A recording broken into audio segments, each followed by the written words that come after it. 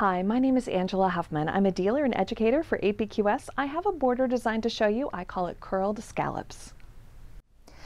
I've got a 2-inch border chalked out here with 2-inch segments, and I'm going to use 2 of them at a time to do this design. So I'm going to start up here in the top where the first divider line comes down, and I'm just going to swoop through that middle meridian line, and I'm going to do a curl.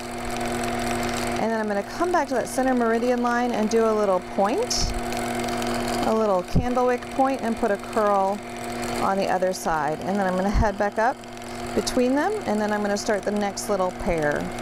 So I swoop through and do a curl, come back to the meridian line, little candle wick, another little curl on the opposite side, and come up to that divider line.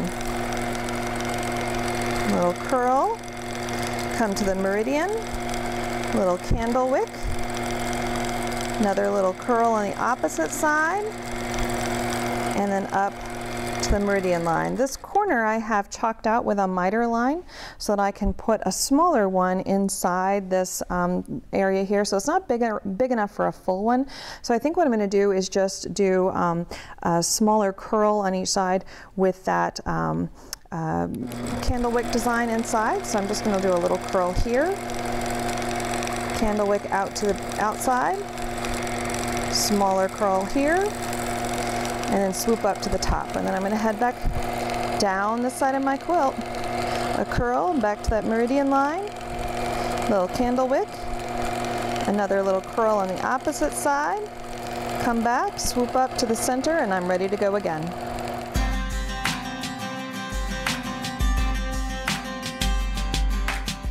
Thanks for watching. For more information about APQS machines, visit apqs.com or contact your local dealer. Be sure to subscribe to this YouTube channel so you're notified every time a new video is posted, and join us over on our Facebook page. We'd love to have you join the conversation, and we'd love to see what you're working on.